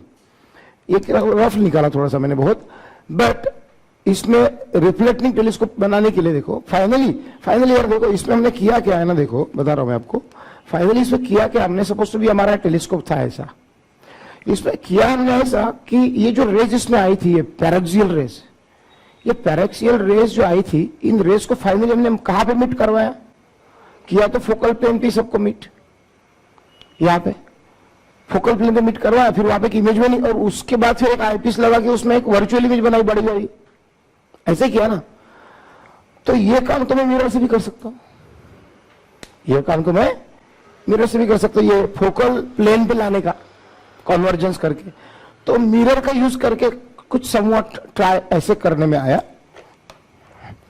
कि ऐसे मिरर लिया, कौन सा कॉनकेव और ये प्रिंसिपल एक्सिस, लेकिन इस मिरर पे क्या किया ना उन्होंने, ऐसे रेज लाए, सपोज ऐसे, ये पैराक्सियल रेज है which are not parallel to principal axis, ये सपोज टू बी कुछ ऐसे रेज लाए, ऐसे भी चलेंगे। और ये सारे रेज का कन्वर्जेंस आपको पता है कहां पे होगा, फोकस पे नहीं, हाँ कहीं तो भी ये फोकल प्लेन होगा, यहां पे कहीं, यहां पे ऐसा, ये ऐसा, फिर ये ऐसी रे आई तो इसका भी ऐसा, और इस तरीके से ये सारे जो रेज है वो अपन यहां पे मीट करवाएंगे और यहां पे एक इमेज बन गई।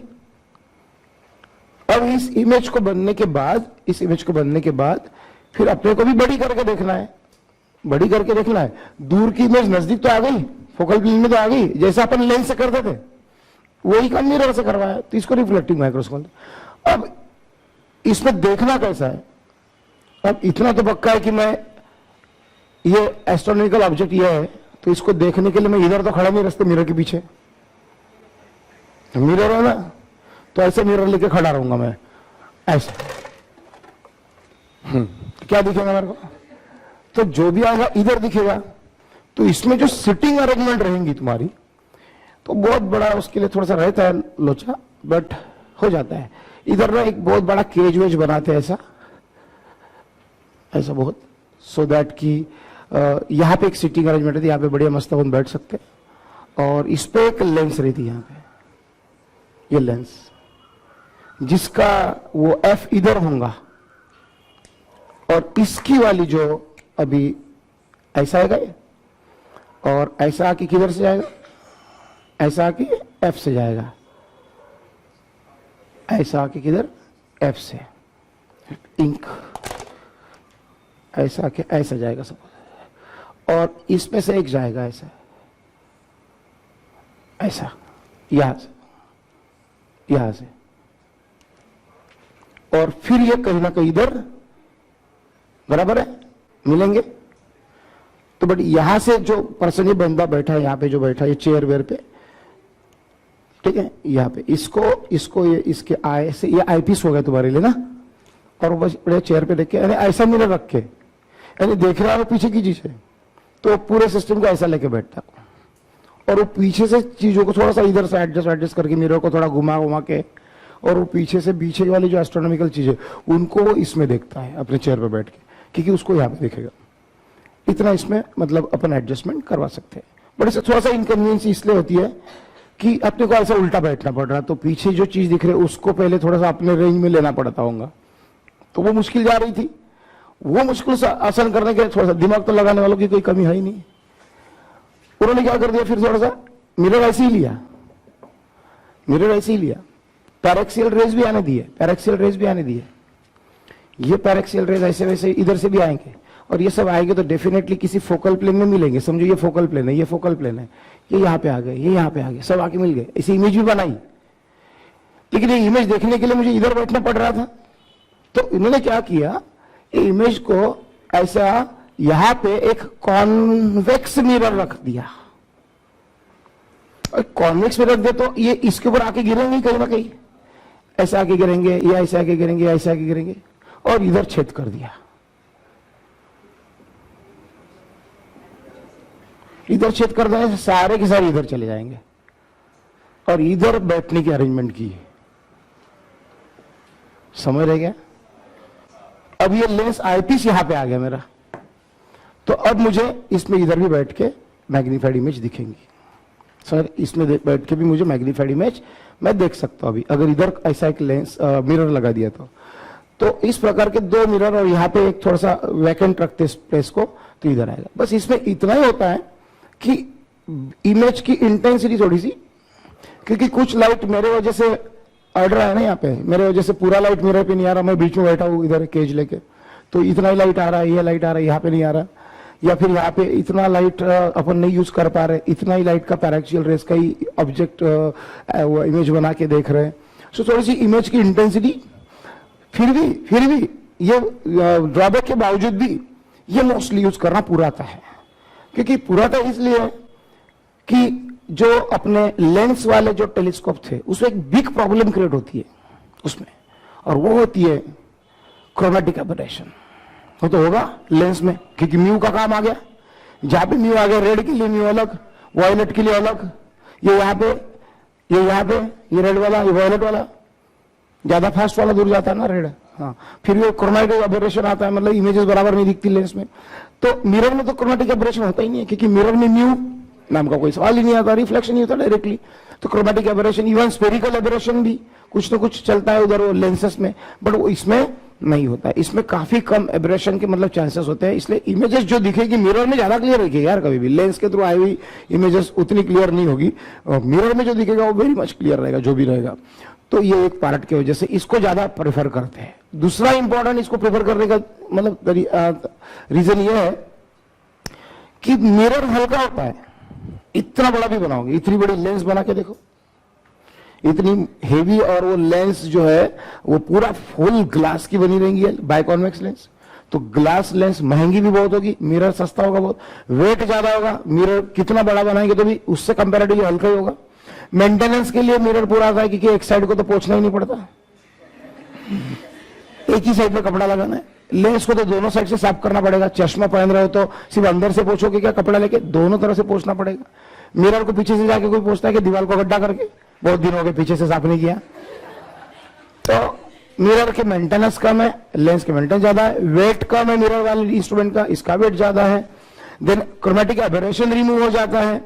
ये सारे जो एडवांटेजेस इतने ज्यादा है, एंड मिरर कितना बड़ा आप अरेंज कर सकते, बहुत बड़ा, एंड उसको फिक्स करने के लिए पिवोट करना भी बहुत आसान होता है। कुछ ऐसा कुछ असेंबली लगा दी तो मिरर फिट हो जाता है किसी दीवार पे कहीं पर भी। लेंस को फिट करना बड़ा मुश्किल होगा, क्योंकि लेंस को आप इधर से लगाओगे क्या ऐसा, फिर इधर से तो रेज ही नहीं जाएंगे। अब उसको फिट कैसा करते होंगे, उसके टिप को पकड़ के ही बड़े मुश्किल से उसको ऐसा होल्ड करते होंगे, ऐसा ऊपर, और एक तो ऊपर रहती है बहुत थीन, क्योंकि बीच में थिक रहती है, और जगह ही नहीं रहती लेंस को ऊपर फिट करने में, क्योंकि थीन रहती है, तो उसे मुश्किल से उसे पिवोटिंग करना, वरना कभी भी वो अनबैलेंस होता है, गिरता है। ये सारे कारणों के कारण रिफ्लेक्टिंग टेलीस्कोप ज्यादा यूज करते हैं। तो इससे रिलेटेड बस एक थ्योरी पार्ट है कि why reflecting telescopes are preferred. तो मैंने जो पॉइंट बताए वो थोड़ा सा अभी याद रहेंगे, बाद में याद नहीं रहेंगे। रिलेटेड थ्योरी क्वेश्चन पूछ सकते हैं, रिलेटेड थ्योरी क्वेश्चन कंपैरिजन के ऊपर।